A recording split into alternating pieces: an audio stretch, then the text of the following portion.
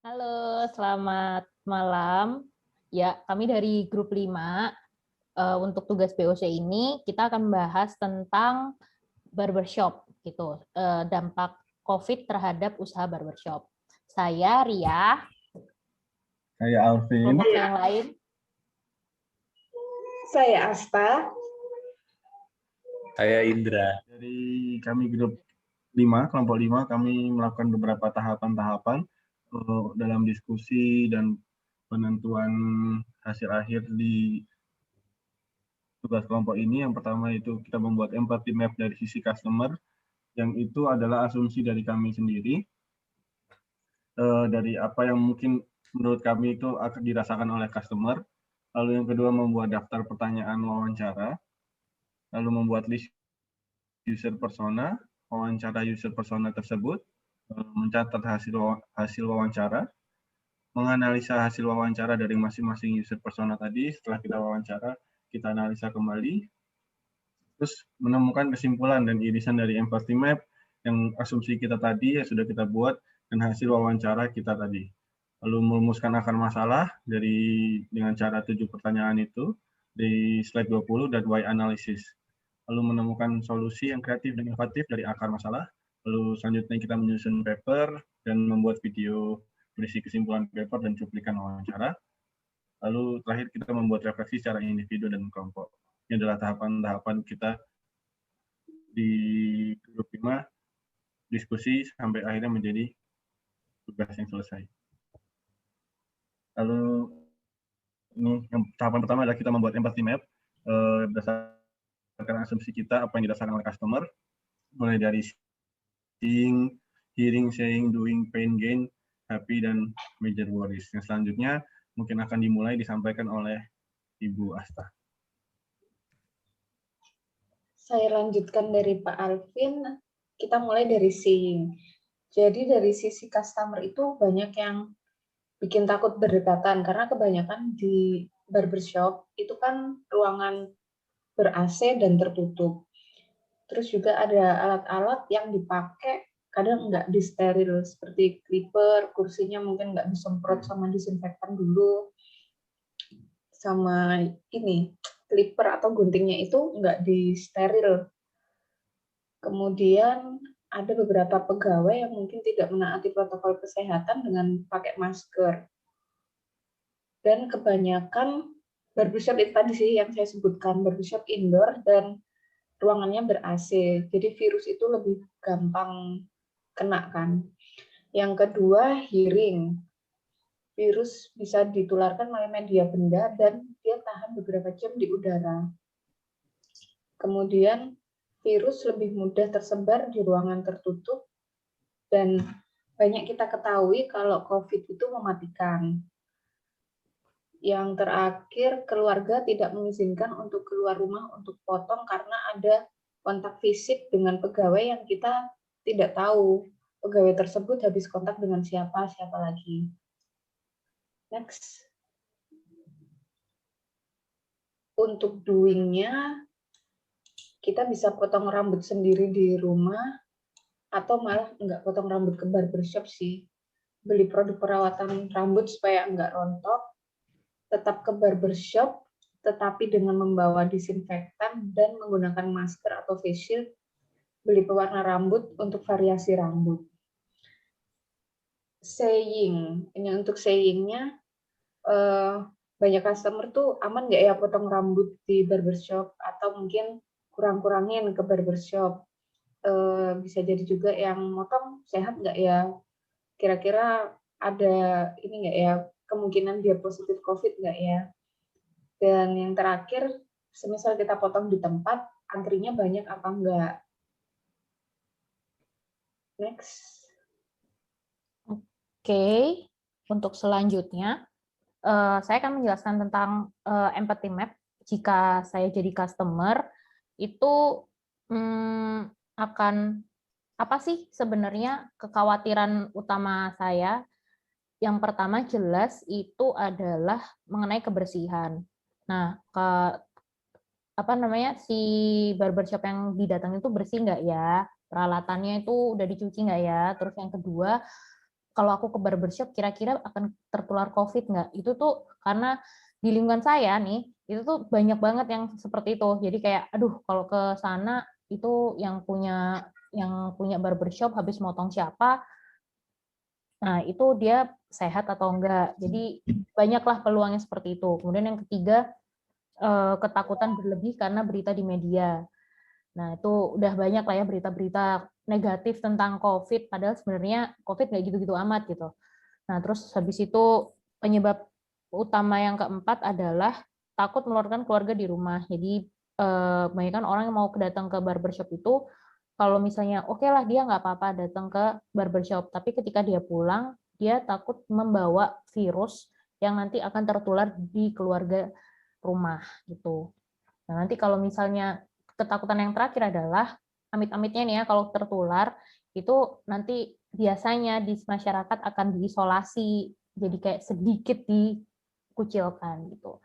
Nah, sebagai customer, asumsi kami, apa yang bisa membuat kami senang itu adalah kalau alat-alatnya sudah dipastikan steril, terutama dengan teknologi UV. Kemudian pegawai sudah tervaksin atau tes rutin, dan yang ketiga adalah menerapkan protokol kesehatan seperti cuci tangan dan penyediaan hand sanitizer. Next. Nah, ini apa sih yang membuat kami sebagai customer itu frustasi atau takut? Nah, itu yang pertama jelas kalau misalnya rambut kami panjang atau tidak rapi, biasanya cowok-cowok tuh nggak pede untuk keluar, untuk bertemu orang gitu kan. Tapi di sisi lain kita juga takut nih ketularan COVID, dan karena sejak COVID ini banyak barbershop yang bukanya tidak menentu. Kadang-kadang yang biasanya buka dari pagi sampai malam, sekarang cuman bukanya bentar atau kadang malah nggak buka gitu. Nah, terus what do we need and want? Nah, itu pertama kami jika sebagai customer kami ingin tukang potong rambut itu kalau bisa dipanggil ke rumah. Nah, kedua, barbershop-nya itu kalau bisa menerapkan protokol kesehatan secara ketat, mencuci tangan, menyediakan hand sanitizer, terus mengukur suhu pegawai serta pengunjung, pembatasan kapasitas ruangan, dan menggunakan masker bagi siapapun yang masuk ke dalam barbershop. Terus yang ketiga adalah barbershop keliling dan di model street food truck gitu. Jadi kayak misalnya hari ini barbershopnya di mana, jam berapa sampai jam berapa, terus kemudian pindah lagi. Tapi itu dilakukan secara rutin gitu. Terus yang keempat, dapat potongan diskon jika kita membawa satu keluarga gitu. Jadi ya jadi kan enak tuh satu keluarga potongnya rame-rame, bisa bayarnya juga makin dikit. Next. Baik, jadi setelah kita melakukan mengisi empathy map, apa yang kita rasa ketika kita di posisi sebagai customer. Jadi tadi kita setelah menganalisa asumsi kita, tentu kita perlu membuktikan hasil apa yang kita asumsikan tadi. Dan kita mewawancarai beberapa orang yang menjadi user persona atau user potensial dari barbershop itu. Karena itu kita kemarin sempat mewawancarai beberapa orang, beberapa potensial user, ada 4. Kemarin kita mewawancarai dan terbagi di beberapa user persona, berbagai status ini. Yang pertama ada mahasiswa yang diwawancarai oleh saya, ada bapak-bapak itu yang diwawancarai oleh Ibu Asta, yang ketiga ada remaja muda itu masih muda sekitar umur SMP itu diwawancarai Pak Indra, lalu ada profesional muda diwawancarai oleh Ibu Ria.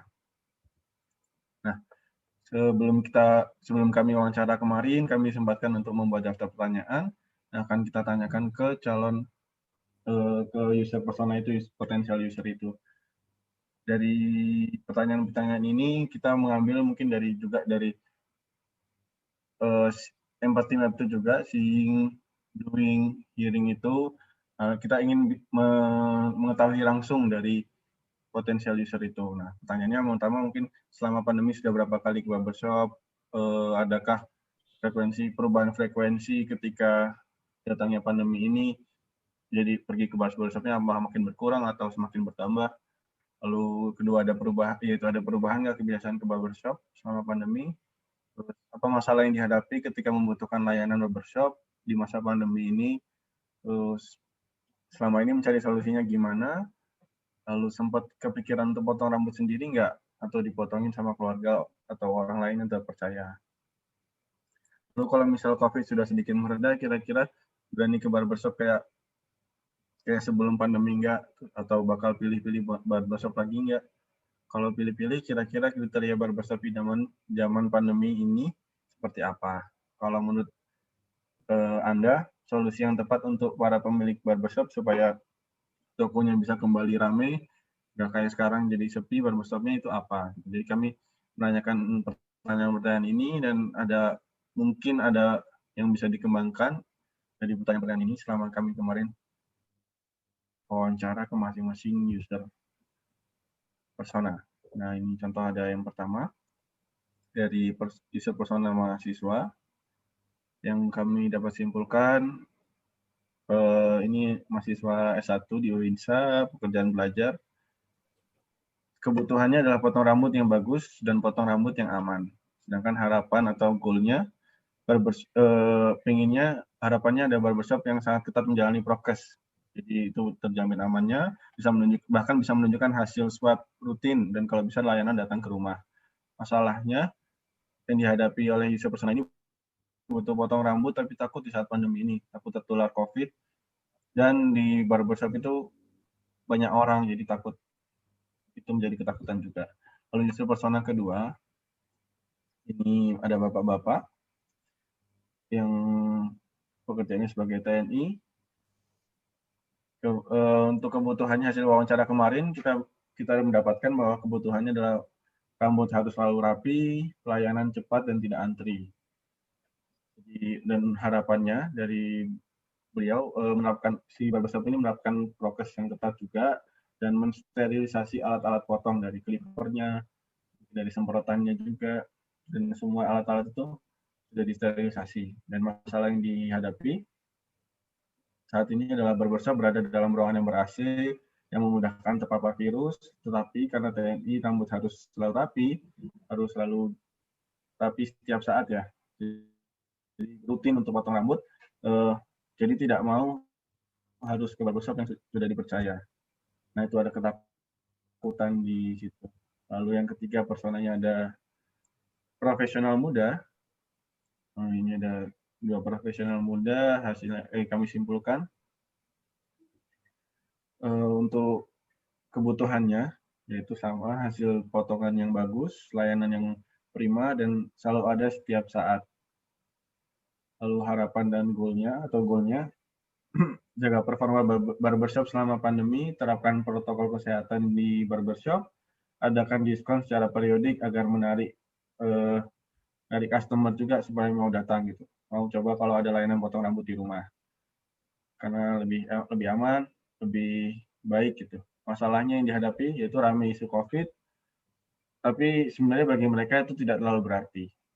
Jadi walaupun ramai, mereka pun tetap akhirnya berangkat ke barbershop. Seperti itu. Dan terakhir ini ada user persona yang keempat, yaitu dari remaja, kebetulan statusnya adalah pelajar SMP kelas 9. Kebutuhannya yaitu potong rambut yang awalnya 1 bulan sekali menjadi 2 bulan sekali karena pandemi. Dan biasanya pergi ke barbershop langganan. Harapan atau goalnya barbershop menerapkan protokol kesehatan yang baik, yang ketat juga, lebih baik barbershop yang dekat rumah dan tidak antri, sosialisasi jam operasional saat pandemi, potong sendiri di rumah.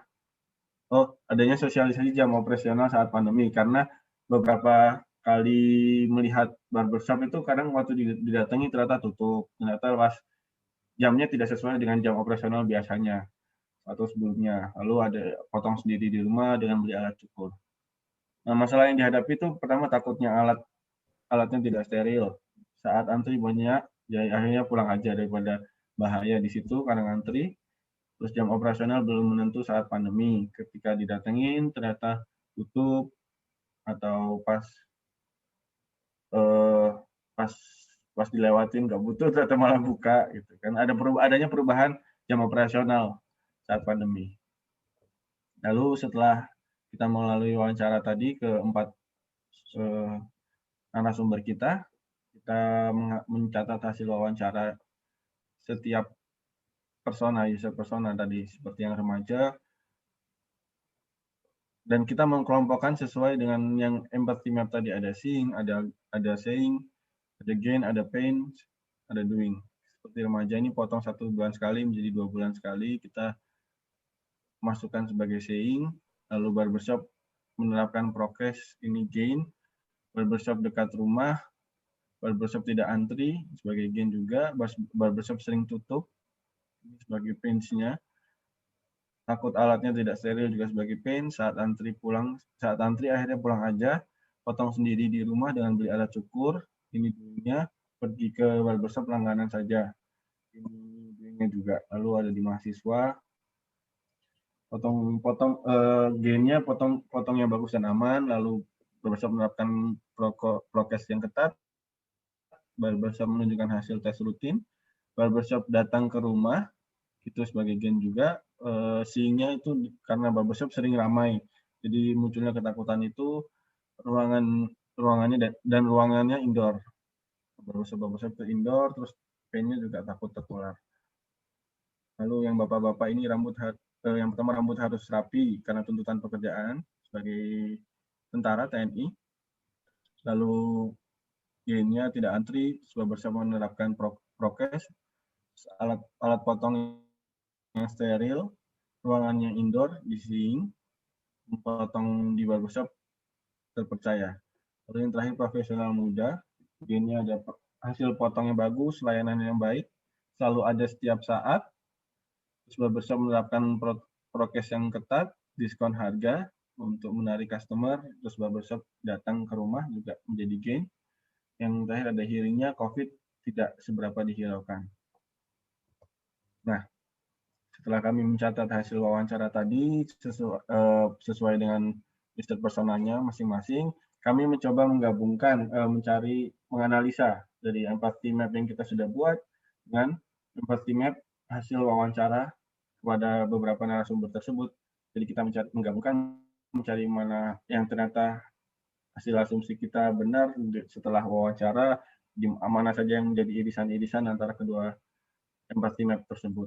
Contohnya di sisi pains-nya, ini tadi ada rambut panjang dan jadinya tidak rapi, lalu takut ketularan virus COVID-19, jam buka barbershop yang tidak menentu.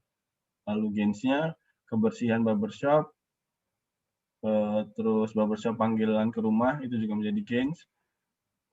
Barbershop menerapkan protokol kesehatan yang sehat, lalu diskon potong rambut, lalu alat-alat yang digunakan dipastikan steril. Ini hasil dari yang irisan antara kedua empathy map, antara yang asumsi pertama dari kita dan hasil wawancara. Lalu selanjutnya ada seeing, di seeing ada antrian di barbershop, terus mayoritas barbershop itu di tempat indoor.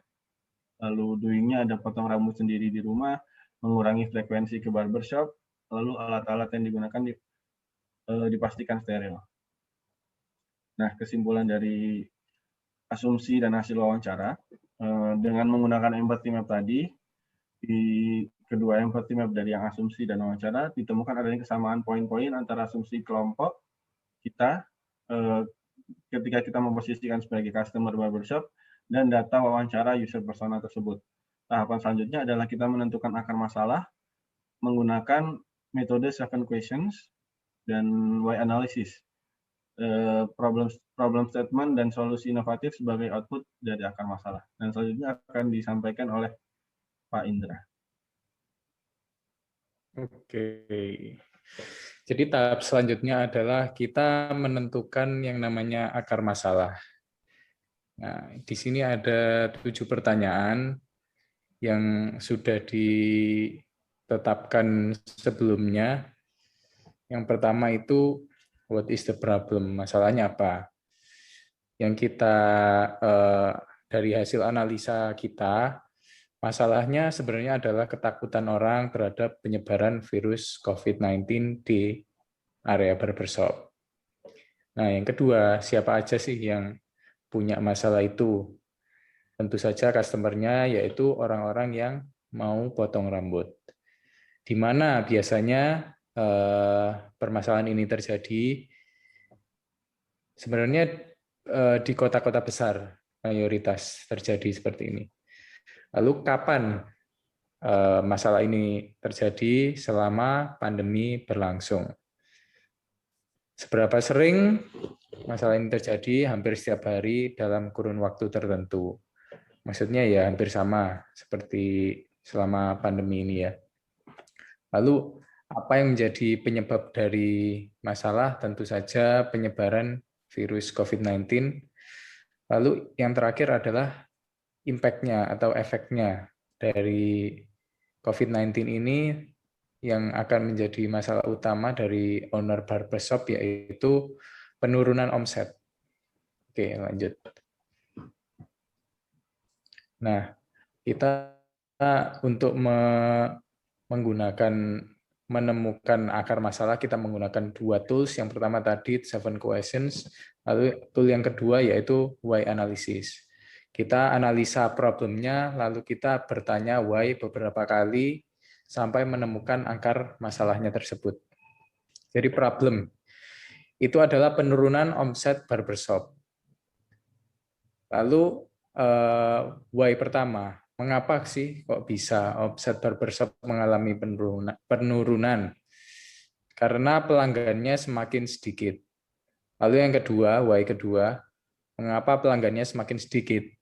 Karena pelanggan takut terhadap penyebaran virus COVID-19. Lalu kita turun lagi ke why ketiga, mengapa pelanggan takut terhadap penyebaran virus COVID-19? Karena orang-orang atau pelanggan terpengaruh pemberitaan negatif media mainstream. Lalu kita turun lagi ke why keempat, mengapa orang terpengaruh pemberitaan negatif media mainstream? Karena tidak ada informasi atau edukasi mengenai virus COVID-19 yang jelas dari pemerintah. Next. Dari perumusan akar masalah, akhirnya kita menemukan yang namanya problem statement. Jadi problem statement ini adalah menjadi dasar kita menemukan solusi inovatif. Oke, problem statement-nya adalah penurunan omset barbershop dikarenakan masih banyaknya masyarakat yang takut karena kurangnya informasi atau edukasi dari pemerintah yang jelas mengenai virus COVID-19. Next. Nah, dari kelompok kami kita mengajukan ada 5 poin solusi untuk owner-nya, untuk owner dari barbershop-nya. Yang pertama adalah marketing by education, yaitu contohnya lebih menekankan recovery rate ya, bukan death rate. Jadi sebenarnya COVID ini kan lebih banyak tingkat kesembuhannya daripada kematiannya. Jadi setelah kita melakukan research itu hanya tanda kutip hanya 2% saja yang death rate, yang meninggal, dan itu rata-rata usianya di atas lansia ya, di atas 60 tahun. Lalu bisa juga memberikan tips mencegah dan sembuh dari COVID-19.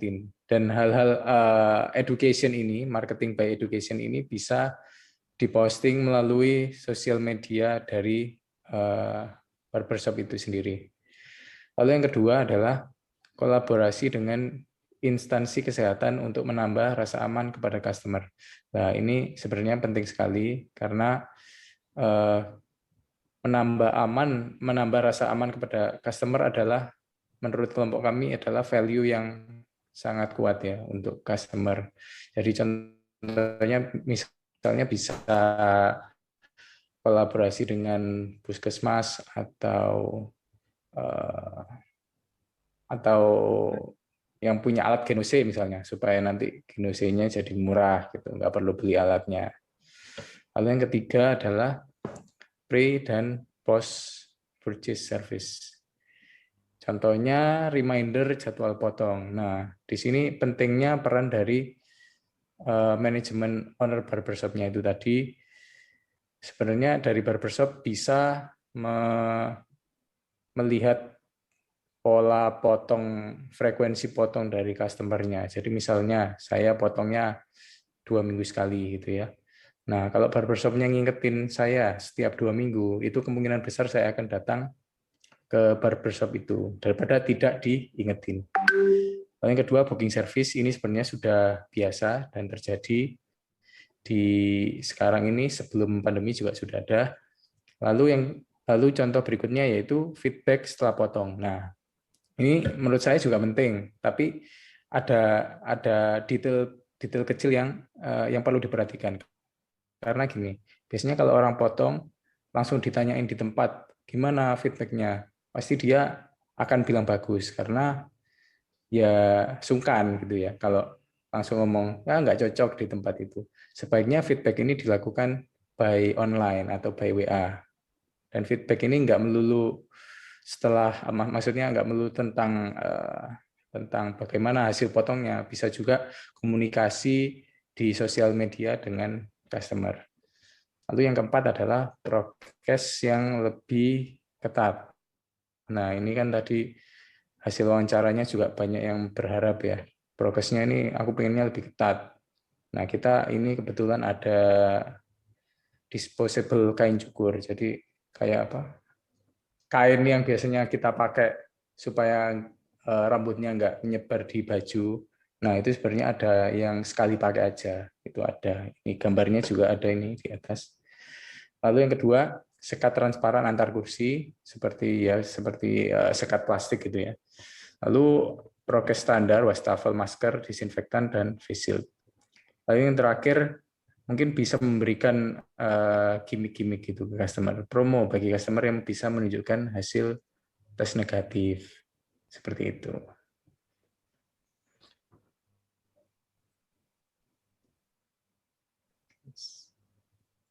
Ya. Baik. Terima kasih. Mungkin sekian presentasi dari tim kami. Ini adalah hasil dokumentasi grup kami selama diskusi. Sisa dokumentasi akan kami masukkan di paper juga, dan pun dari refleksi individu maupun kelompok juga akan kami sampaikan di paper. Dari grup kami, terima kasih. Terima kasih. Itu karena kenapa? Karena tempat potong yang langganan itu dia sudah menerapkan protokol kesehatan. Di awal pandemi saya juga pernah potong di rumah, potong sendiri.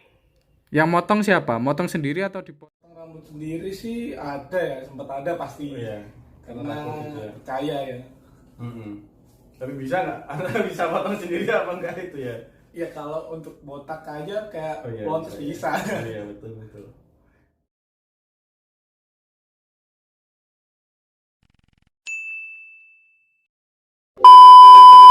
Oke. Halo. Daripada semakin malam semakin banyak ide nggak jelas ini. Halo, selamat malam. Ya, kami dari grup 5 untuk tugas POC ini kita akan membahas tentang